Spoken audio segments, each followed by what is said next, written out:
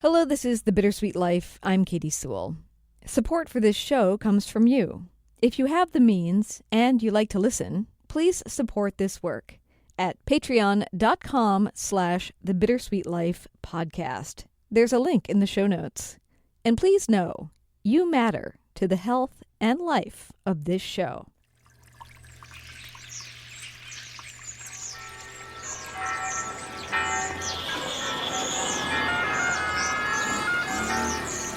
Welcome to Rome. This is The Bittersweet Life with Katie Sewell and Tiffany Parks. Hello, this is The Bittersweet Life. I'm Katie Sewell. I'm Tiffany Parks. Tiffany in Rome, Katie in Seattle. Very soon we'll be playing you the episodes that we recorded during our Rome trip 2024, including our very special episode that marks the 10-year anniversary of this show, which was a show that we taped together in person and had a delightful time doing, and I can't wait to air it. But because as we record this, as you are listening to it, maybe even after the fact, we are right around a major presidential election here in the United States, and we didn't want to bury our beautiful Rome trip in the madness and chaos that is a presidential election. So today, instead, we're going to talk about something a little bit more fun, sort of fun. Yeah. A little bit about irritation, perhaps. But one thing, Tiffany, I hear this all the time, and people even text me for advice about this. Every time we have a major election coming up, people will write and say, you know, if this doesn't go my way, I'm going to move abroad. Enough already. I'm moving abroad. I can't take it anymore. If the person I want to win doesn't win, I'm moving abroad. Do you think that that's something I should do? And of course, I'm like, I don't know. I mean, it's a much bigger question. There's so many questions that go into moving abroad that are not just whether or not the person you voted for wins. That said, I think that people have this notion that if they move abroad, everything will be hunky-dory and beautiful. And one of the things that people always cite over here, Tiffany, I don't know if you see these articles because you're living in Italy, but every few months, some article will come out somewhere that's about how you can buy an abandoned villa somewhere in Italy for $1, or somewhere in a beautiful hillside town for $1. And granted, whether or not that's true, whether I could buy a abandoned villa for $1, I cannot even imagine what it would take to bring that thing up to Italian code financially. So it's not just that you're getting it for $1 and you're moving in. There are laws and rules and regulations about what needs to happen. But I do think it's also, you know, it's the same reason why we name this show The Bittersweet Life. People think of Italy as the dolce vita, you know, the good life. And we were like, well, you know, it's a good life, but it's not like it doesn't have its problems. It's not like it doesn't have its bitter side, so to speak. It's the bittersweet life, as is all of life. And you were saying to me as we were starting out, when we first got on this call before I pushed record, that, you know, there's been a lot about Italy that's been rubbing you the wrong way as of late. This week particularly. This week. Yes. So I mean, if you're planning to move to Italy, depending on what happens in the presidential election or abroad in general, these might be some things to consider. Yeah. Well, I mean, just on your point about the $1 villas, I know that technically exists, or is it $100? I don't know. It's very cheap, but I believe that in every one of those cases, you have to establish residence in that town, and you have to live there for the vast majority of the year.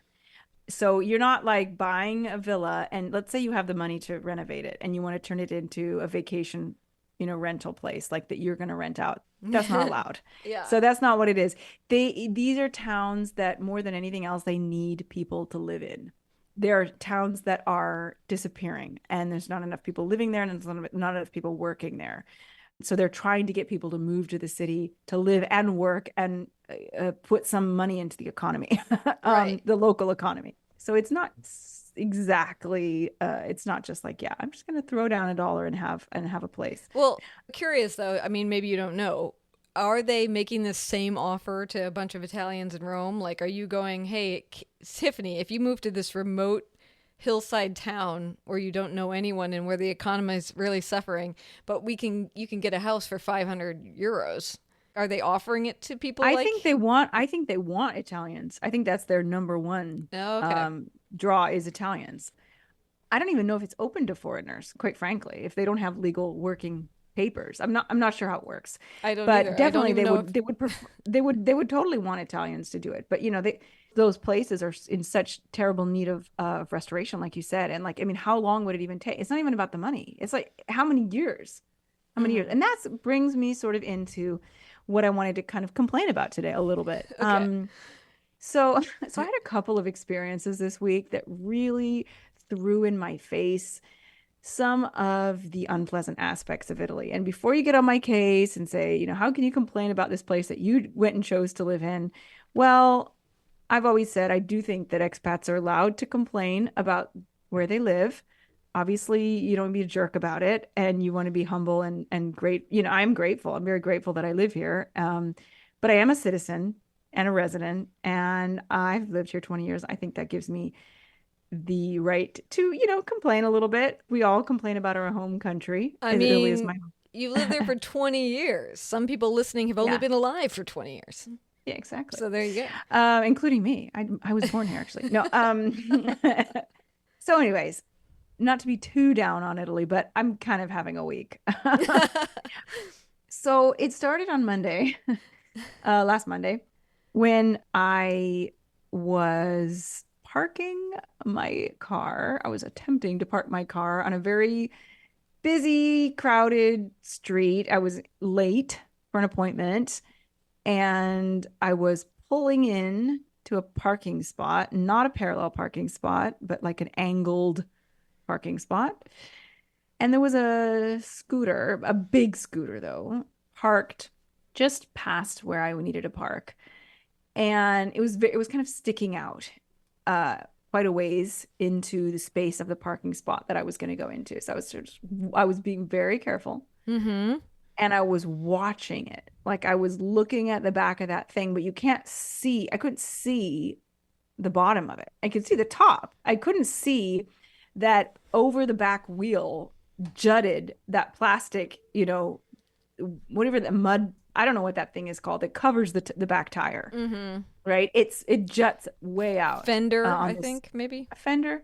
Yeah, it juts way out on this particular scooter. And as I was pulling in, I mean, it must have been like a millimeter. You know what I mean? It's like a millimeter, not a millimeter, a centimeter. It was such a small amount that I touched it by. And I just saw it wobble and then crash to the ground. And I was just like, are you kidding me? Are you kidding me? And then, of course, I got out of my car, and this woman who had been having coffee, like literally right there, runs Worst out. case She's scenario, furious. by the way, if you knock over a person's motorbike and they just happen to be sitting right across the street Well, I having mean, a cup of coffee. it's not like I was gonna hit and run. I I mean, know, but like to have the person actually like watch it happen is just like yeah. ugh, worst case Well, scenario. there was so much bad luck involved on so many levels because I wasn't even supposed to park there. I usually park in a totally different spot when I go to this place, and it was all full. And so I had to park a little further on. There was a huge parking lot to the left across the street that I didn't see. Claudia was like, "Why didn't you park over there?" I was like, "I don't know, because I'm an idiot." And then of course the fact that there happened to be this plastic thing that stuck way out. She happened to be parked a little bit too close to where I was gonna park. She was slightly sticking out. And the worst part of all was this motorcycle, I mean, the price of a scooter, the price of a motorino, as they call it in Italy, can vary so widely. You can get a cheap motorino for like 400, 500 euros. Hmm. Very, very basic, like the little tiny one that doesn't go fast enough to go on the highway. And then you can get like a really nice one, which is what this one was, 4,500 euros. And it was brand new. She said she had bought it 10 days ago. And you know what? She wasn't lying. I could tell it was that new. It was so clean. It was so sparkly. It was just like pristine condition. So the reason I'm bringing this up is not just to complain about what happened to me, but specifically talking this over with Claudio afterwards. He said, "Why did you call me when this happened if I had come?" Because basically she was not parked legally. Is the Oh. moral of the story is she was parked in a spot that's not a parking spot. It's where there were like there were trash bins. Mm-hmm. And you can't park in front of the trash bins. Even if you can fit, you're not allowed to park there. So when you park illegally, if someone scratches your car, they are still to blame, but they're only to blame 50%. You're to blame the other 50%. Oh. Okay.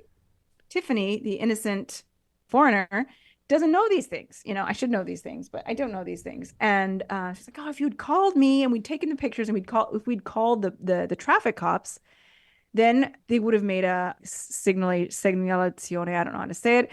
And you would have had to split. Like half of it would have gone on your insurance and half of it would have gone on her insurance." But she was so incredibly pissed off at me. And I mean, I think it was beyond reason how she behaved. She was just over the top. And I get it. It's your brand new motorino and it crashes to the ground. But it's not like I hopped in my car and sped away. I was doing, I'm there. I'm like, "Listen, I'm so sorry, but I'll take whatever. I'll make it right. Here's my details. Here's my license plate. Here's my Mm. driver's license." And she was just going off. And now I realize now that it's a tactic that Italians have.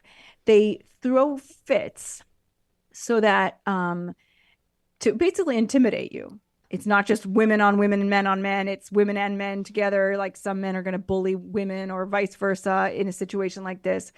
Because if you can bully that person and you can intimidate that person, then they're less likely to be like, "Hey, wait a second, you're not parked right." And I actually did say that at a certain point because she was, the back of her thing was sticking so far out. I said, "You're not even parked well." Like at first it was all super apologetic. And then eventually I was like, "You're not even parked well." And she goes, "Oh, with what courage you say that," like, which is a typical, it doesn't translate very well, but she's like, "You even have the courage to say that after what you did," which then kind of chastised me. And I'm like, maybe, am I full of crap? I mean, is this not true? And then it turns out that so there's two ways to park a scooter. There's like a kickstand, which is like if you need to like leave your bike for 5 seconds, you can put it on the kickstand, Mm-hmm. but it's not really strong enough to hold it up. There's this other sort of like, Yeah, you're it's like a, shaking your head because you're yeah, nodding, it's like a stand. It's more of like a a stand. It's stand got with like two it's hardy got like two sides. sides. Yeah. Yeah, yeah. And Mm-hmm. so she apparently hadn't pulled it up onto the stand because she was just getting herself, a coffee 2 meters away. And Claudia's like, if she had had it on the stand, it wouldn't have fallen. Mm-hmm. It would have just slightly moved. He used to have the same exact scooter, different, an earlier version, but he used to have the same exact one. So, I feel like an idiot. I feel like I was kind of, I mean, I was in the wrong to Mm-hmm. a certain extent. I did hit her bike. If I had been able to tell that there was not enough space, I shouldn't have parked there. I do owe her something, or my insurance does, but it's it just really brought home when Claudia was saying these things. I mean, I was like, "Oh, well, she was really mad, but I guess I understand." And she's like, "No," he's like, "No, you don't, no, no. She was acting like that because she wanted to intimidate you." And then, of course, here's another whole aspect of this annoying Italian thing. She goes to her mechanic or whatever, or the place she bought the thing, and she gets her quote as to how much it's going to cost to replace this and this and this and this. And I mean, it wasn't an accident in the sense that like we didn't like have a big smash up. The thing fell on its side. It was stationary and then it fell on its side. And it was scratched up a little bit, the windshield particularly, and the little case on the back. But it was 1,700 euros to get Mm. it back into condition. I mean, Claudia's like, "Yeah, that's not, I mean, the helmet holder thingy, the little case that Yeah, goes on the back, little they plastic were case. quoting plastic case, they were quoting 590 euros Mm. for this. I mean, outrageous, outrageous, which again, I think is, I mean, it's not just an Italian thing, famously all mechanics and body repair places Mm-hmm. gouge you. You can't trust anybody. Sometimes I feel like I really can't trust people here. I remember that having that feeling to a very, very much stronger degree when I was in India. And it started to make me feel paranoid. Everybody, everybody that I encounter is trying to swindle me, which probably wasn't true, but that's how it felt because I Mm-hmm. had so many occasions of being ripped off when I was in India. And in Italy, it's not as bad, but it's like, if you aren't used to it, and I mean, I look at me, I've been here 20 years and I'm still not like, I still haven't figured it out. And Claudio's still like, oh my God, people are just taking advantage of you. And then I had another occasion of this on Tuesday of last week, different situation, but another really annoying Italianism, which is that our dishwasher hasn't been working. Mm. And we called, a technician who is specialized in that brand of dishwashers, not the official place, because that was going to be impossible. They weren't going to come for like forever and it was too complicated. So we found a place and it's sort of like a central office. And then they have their guys in all different towns and they send them out. And so this guy was supposed to come and he was supposed to come at 10 o'clock. And so we organized our schedules so that we ideally would both be there for most of the time. So Mm-hmm. that was supposed to come at 10 and then he calls and says, "Well, no, I'm just going to come at 2." And so I'm like, "Okay, trying to figure out how, am I going to be home at 2?" And yes, okay, I'm going to be home. I really will be here, so I'll have to have him do his homework in this other room, but okay, we'll make it work. And so I thought, okay, he's coming at 2. I go to the supermarket. I'm doing my grocery shopping and Claudio calls me. He's coming right now. He's changed his schedule. He called and said he has to come now. He's like, "I'm on my way out the door to go to work. You have to come. You have to finish shopping and come right now. But you have to pick up my mom and bring her here on your way because you have to go pick up Aurelio." Right. And I can't leave this guy in my house alone. Right. I Uh, have to have somebody there. yeah. So I'm running through the supermarket. I'm like throwing all the stuff in my cart. There's a huge line. I'm like, my gosh, the guy's going to be here. No one's going to be home. I get through, pick up my mother-in-law. She, of course, it's lunchtime. And, she's usually like making the lunch and doing her, Italian mother things. So she leaves all of that to come to my place. Yeah. She comes over. I'm like, okay, we get there just in the nick of time. I call the guy because Claudia had sent me his number. And he's out there. He's out by my front gate. I can see him from my balcony. So I'm trying to explain to him how to get in, and he's kind of like clearly, I don't know if dumb is the right word or just like I don't know. I couldn't figure him out. He was a little weird. I could tell right off the bat he was weird. Mm-hmm. And I was like, okay, there's two sets of buzzers. You got to go to the one on the left. And so, of course, he goes to the one on the right, but I couldn't see that from where I was. And he's looking for my name and looking for my name, and he finds my sister-in-law with the same last name and buzzes her. I'm like, no, no, I said left. And it was just like comedy of errors. Finally, he gets in. And I'm like, okay, first door on the left, first building on the left, first door, second floor. Meanwhile, I'm putting my groceries away because he's going to be coming into the kitchen and I don't want to have all the food out. So I'm like mad dash trying to put the groceries away. And I'm like, where is this dude? Because there's another buzzer that he has to ring at my front door. So there's the gate and then there's the door. So I'm like, okay, I just go and I open my door of my apartment and I'm like, hello, hello, calling into the hallway. I can't hear anything, can't see anything. I call him, doesn't answer. I call him again, doesn't answer. I'm out on my balcony looking out, see if he's out there. He's not out there. My mother-in-law's like, I'll go down and see if I can find him. In the meanwhile, the clock is ticking. Like I have to go pick up Aurelio from school. Uh-huh. Um, and so she goes down. She's starting to look for him. I'm still calling him. He's still not answering. She comes back up. She's like, I went everywhere. There's 3 buildings. And she's like, I went all over the place. I couldn't find him. I don't know what happened to him. Finally, he calls me.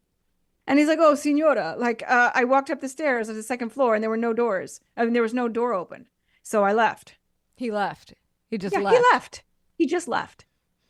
I start yelling at him. I'm like, "Listen, first you say 10 o'clock.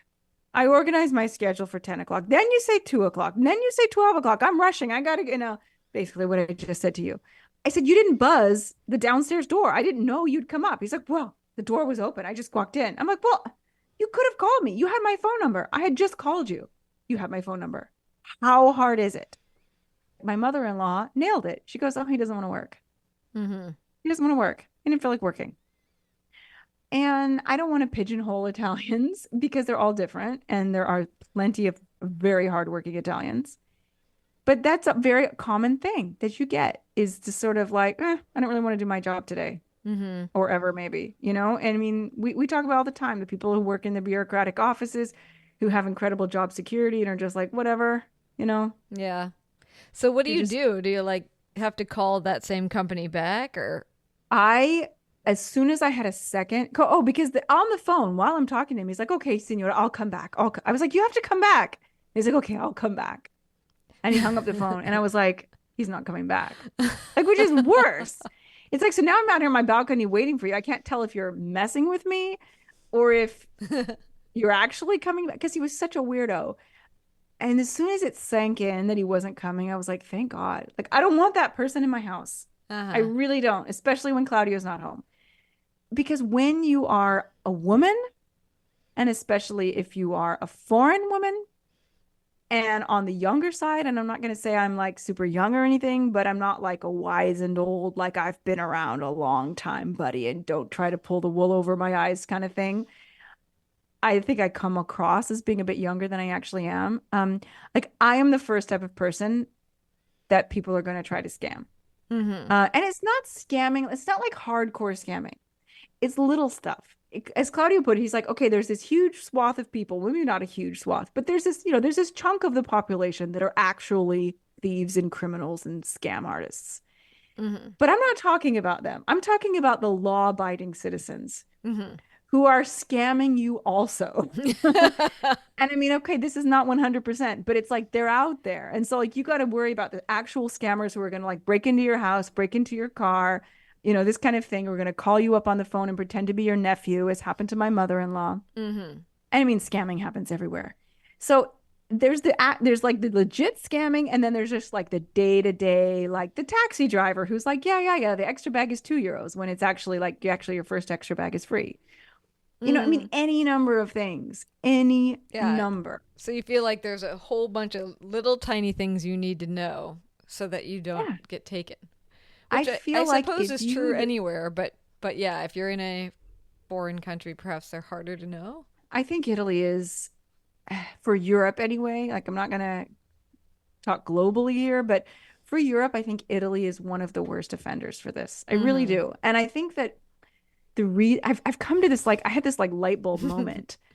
I think that the reason the Italian family is such an important part of Italian culture, there's so much value placed on family, is because in this society, if you don't have family, you are screwed Mm-hmm. because they are the people who are looking out for you and who are watching your back. And you watch their back and they watch your back. And when you need a plumber, you call your people. Okay, who knows a plumber who's honest, or who knows a mechanic who's not going to cheat me. Mm-hmm. Um, you have people that you can rely on when you are out of your depth, or Mm. when you're in a situation, and my father-in-law has done so many things for me.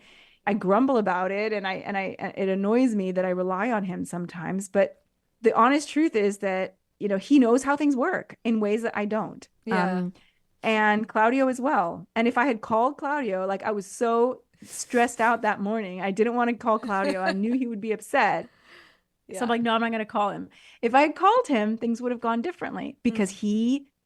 he is savvy, and savvy is not a strong enough word. I don't know Mm. if it's furbo or what, but it's like to know how things work and to not be vulnerable to someone trying to trick you. Hmm. It's interesting because I was trying to think like here in the US, of course, we have similar problems when you hire somebody to like help you out. And we have these checks and balances that are supposed to be like they're such and such certified. They have different certifications. They have different organizations that consumer protection things that look over them and give them certifications. And yet, I know that there are also companies that there's one when we first moved in where we were, the people who were moving out were like, the one thing I would recommend is that you become a member of the homeowners club which we were like, the what? The home? I think that's what it's called. I could be wrong on that. But I'm like, the homeowners club? What is this? Like some sort of secret, society, like resort where we all hang out and be like, I finally was able to buy a house. My God. But no, it's basically a thing where you spend a certain amount of money a year.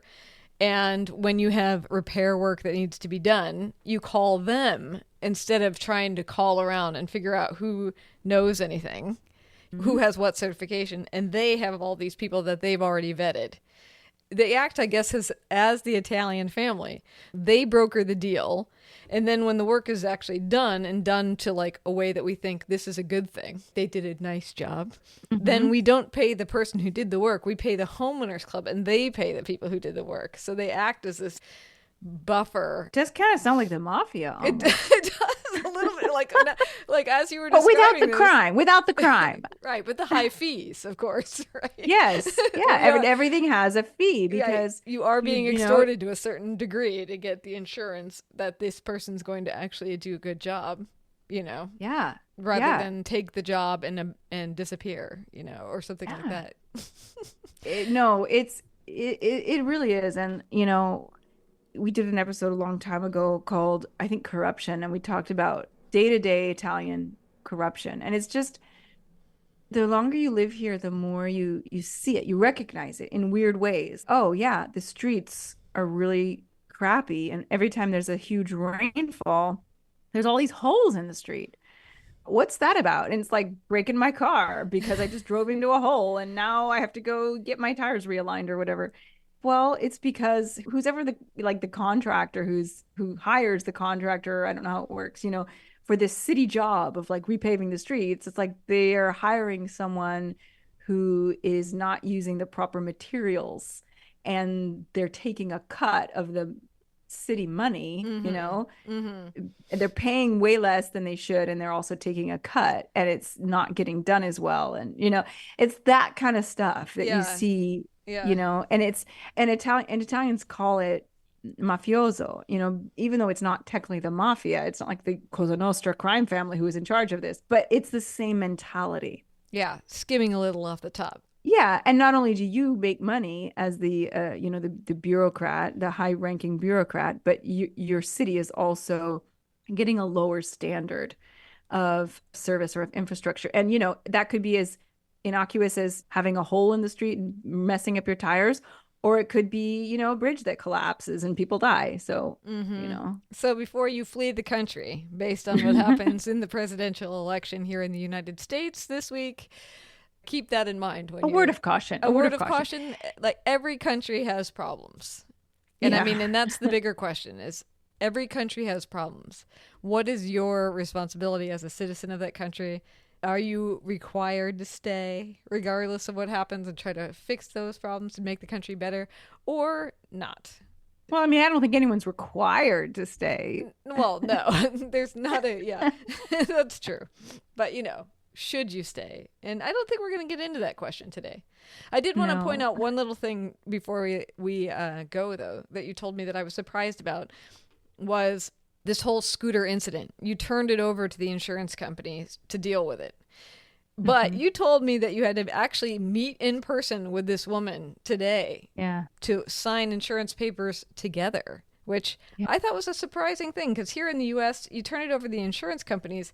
The insurance companies now become the intermediaries, and they just duke it out together. Like, you never see that person again for the rest of time. They go off and they live their merry lives.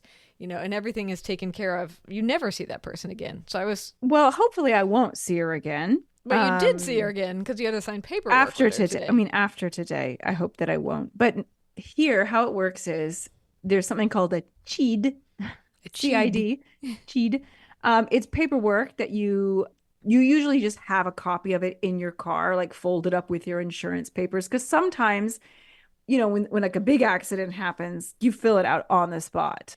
In this case, I didn't know if I was going to have my insurance take care of it. If it had been a reasonable price, I probably would have paid out of pocket, because up until today, my car insurance, spotless, never had a payout, an insurance payout in my life. But Anyway, The record has been crushed. it's been smeared. Yes. It's been blemished. But what you do is you have this thing called the cheat and you fill it out. You have to fill out, I don't know how it works if both people are at fault. In this case, I was the only one at fault. I mean, technically, she was parked badly, but there was no proof of that. So I had to take all the responsibility. And you fill it out. One side of the paper is, let's say, car one's information, and the other side of the paper is car two's information. And there's all sorts of other stuff. You put in your insurance information. It's something that comes with your car. It's an official document it's the same for everybody. Everybody has the same piece of paper, and everybody has to fill it out the same way. But you both have to sign it. I mean, we could have filled it out there on the spot, but we didn't. So we had to fill it out, and then you photocopy it, you sign each copy, and then our responsibility, since it's being sent to our insurance agency, was to send it off, to email it, and start a claim. Now that is done, and you have 72 hours after the accident to do that. Gotcha. So after that is done, you're free to go. Well, and how was it seeing her again? It was fine. I mean, Claudio is a great buffer. Like he's a kind of person who he knows how to deal with almost anybody, in the sense that like he can have a conversation with a street person, a president. Like he really is the type of person who knows how to deal with people of all different walks of life, I feel. And he's also very good. And this, I do have to say, he kind of gets this from his father. It's this garbo, as they call it in Italian. It's like politeness, but it's more than that. It's like, how to behave in any situation. Mm-hmm. He just knows how to do that. And so like, he knows how to talk to people. He knows he's very disarming. Mm-hmm. And I'm very quick to like, I get my cackles up, or it's at my hackles. I don't know. My hackles up. I get my hackles up and my cackles if it's Halloween time. But I get defensive. I get on the defensive, and he's just very cool and collected. Yeah. In those types of situations. Now, if it's a personal situation, extremely personal, that might be different. But if it's not someone that he's got any personal relationship to, he's very good at keeping a cool head. Mm-hmm. And I jokingly texted you because you were writing me while you were doing this paperwork with this woman, and I said maybe she'll end up being your best friend. What do you think of the possibilities? Zero. No, zero possibility of that. I mean, if this was a film, that would have been a perfect meeting for like how you meet your new best friend. Yeah, it would have been our meet cute. Exactly. No, but like what would have happened is we would have realized, we would have gone out to dinner, and it was like she was my brother's new girlfriend or something. Yes, and she also would have. She would have jokingly said, as the waiter sets the bill down, she would have said, "Well, I was 50% at fault for parking illegally, so I'll get this." In the Hallmark movie. Yeah. Let me get this. Yeah. All right. Well, we should leave it there. Since we are having the presidential election this week, those of you in the United States, I just want to remind you that there is a lot more beautiful world out there, regardless of what happens. I know the politics have been like a vortex in time.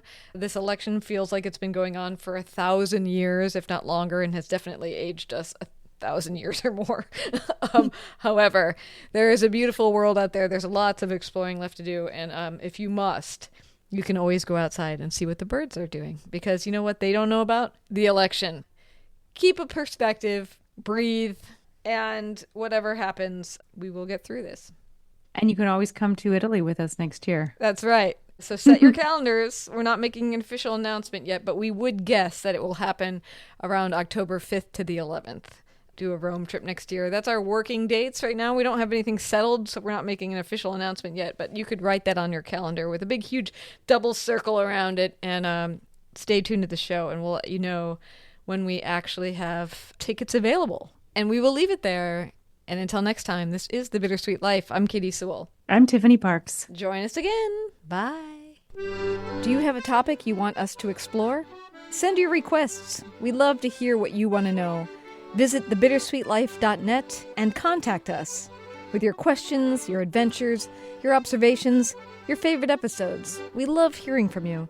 You can also find us on Facebook, Instagram, and Twitter. Just search for The Bittersweet Life Podcast.